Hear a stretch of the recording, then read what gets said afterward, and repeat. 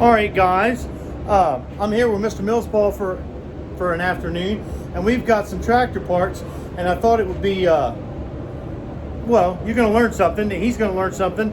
We're going to set up his primer gun, well, actually it's his paint gun, and we're using good old tractor paint, something you would get at the tractor supply store. So I just thought, you know, we do this kind of stuff all the time, so here we go. Like I said, this is, guys, this is just like oil-based.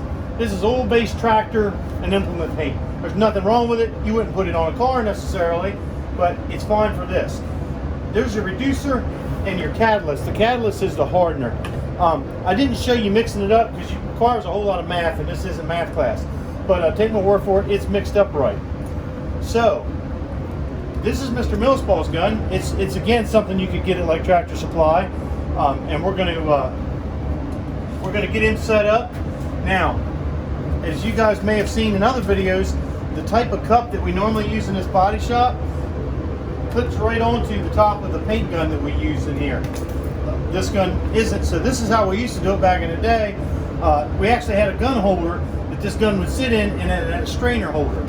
So we have to strain the paint. You always need to strain the paint before it goes in the gun.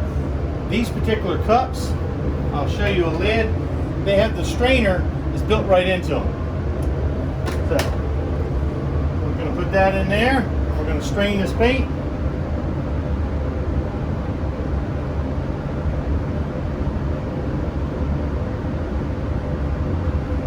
As that goes down, we're going to go outside. If any of you watched the anatomy of a paint gun video, some of this will be familiar to you. Now, we've not pulled the trigger. I have no idea what this gun's going to do right now, so I always keep a few pieces of masking paper taped to the booth wall just for doing this.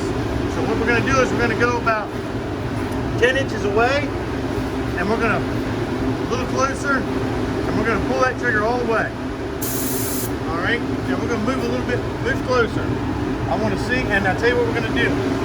Pull just the air part of that trigger. It's a two-stage trigger. Just pull it part of the way back. Now I'm going to come do that again. We're going to pump the air pressure up. We have got something. I know what it is. This one's got a built-in regulator. Something else. Now pull that trigger. There we go. Yeah. There we go. Now move a little bit closer. All right. Pull the trigger all the way. Oh, we got a good pattern. See guys how it's nice and even? We're going to leave it just like that. Had we needed to make it smaller, matter of fact, I'll do it for right now. If we turn this knob in, now you're going to get a bullet. Pull the trigger. Oh, see, that's why. Now, we're going to open it back up. And it was spraying right good. I don't think we have to. Go ahead and give her another shot. I think we're going to leave her right there. All right, so what he's going to do is, what we've done here, guys, is we've got these parts turned upside down. The reason why we're doing it, this is an old antique tractor, but it's going to look really nice when we're done with it, or he's done with it. We're spraying the inside of these parts. We got a hood, we got the fenders, and we got a couple more pieces in the other booth. The reason we're doing it this way is so when this is dry, we can flip them over. Because let's face it, you don't really see the underside of the hood that much, or the underside of the fenders. You do, you want it painted, but it's nowhere near as important as the outside.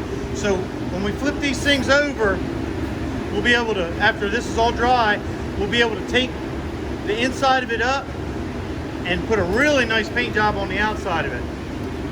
The reason why we have masking paper around here now is if we didn't, the overspray from the paint would lay on there and it would give a rough texture that we would have to sand off. So here we go. And I tell you what, if I was you, Mr. Milspaw, I'd start over here, and wherever you're comfortable starting, just keep the gun moving and go for it. We're learning together on this because I've never sprayed this kind of paint before. Go for it. I tell you, go for it. There we go. I'd slow down. Yep. Yes, just like that. Go ahead.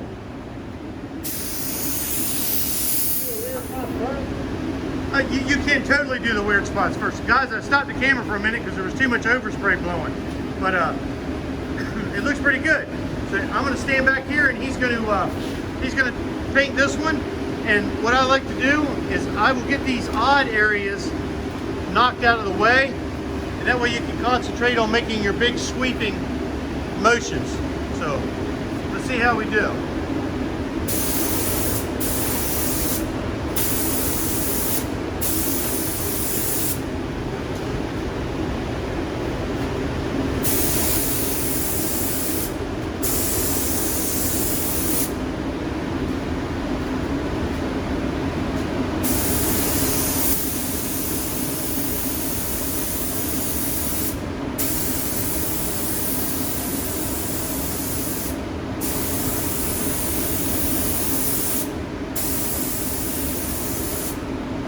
Looking good. Good. Now he's going to move on to the hood, and I would go ahead and paint that area too. Don't worry. I know it's going to leave a hard line there, but we want good paint on there.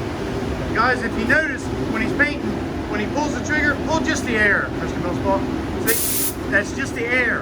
And every time he makes a pass, at the end, he lets off to where it's just air coming. If he didn't, it would put double the paint there. So pay attention as he makes a pass. He lets off the trigger just a little bit at the end. Go for it.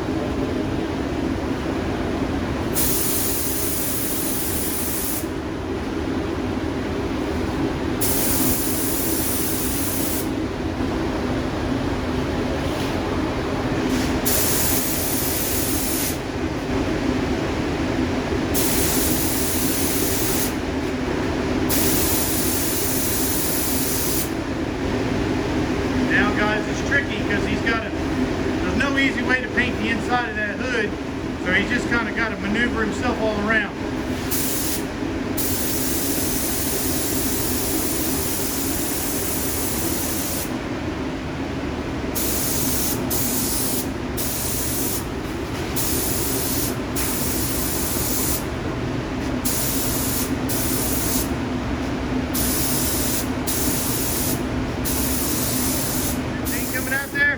That would have ended up dripping on those parts.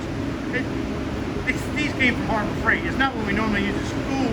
It's what Mr. Milspaw had. And they're cheap. They're cheap. They're cheap. That's what. Yeah, absolutely. And they're perfect for this. It's perfect. We're not picking on it, but if you're wondering why there's a rag taped around it, that's why. Plus, it looks like he's like a biker dude or something, got a bandana. All right, here we go.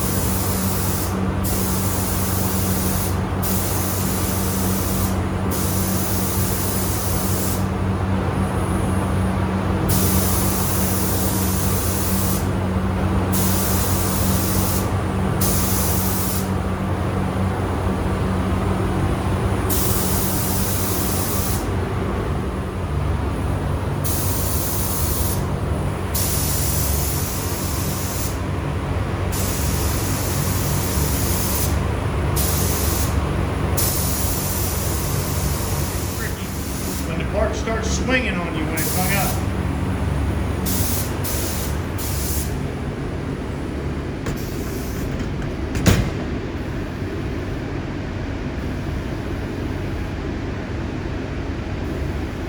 Makes me so proud. Look at that form.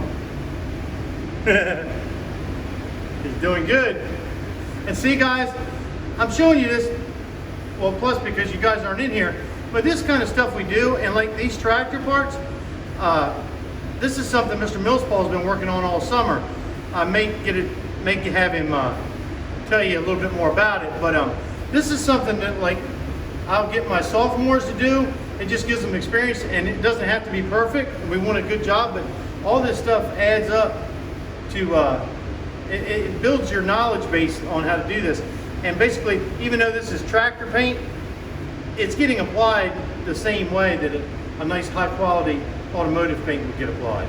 Tell us a little bit about the tractor. What kind of tractor is this? So this is a 1951 Ford 8N. They made a whole lot of them, so it's not worth a whole lot of money, but it's old and it's cool and it runs good. Cool. It was all rusty when I got it, so you can't tell now, but it's been sanded and I had to fix holes and weld spots and all kinds of stuff, but it's good enough for a tractor. It does the job, scrape the driveway, cut the grass, stuff like that. And it's fun to play with, so that's how we're doing it. All right, guys, that was pretty neat. Mr. Milspaw is a cool guy. He teaches physics. He's a science teacher. So that's pretty neat. I will show you the next part of this when that dries. Since that's tractor paint, it doesn't dry as fast as car paint. So the next time we get a chance to, we'll flip those parts over and he'll paint the other side of it. Well, I hope you enjoyed it. You can learn a little something from it and just give you something else to watch while you're sitting at home doing all your online stuff. Thanks. Have a great day, guys.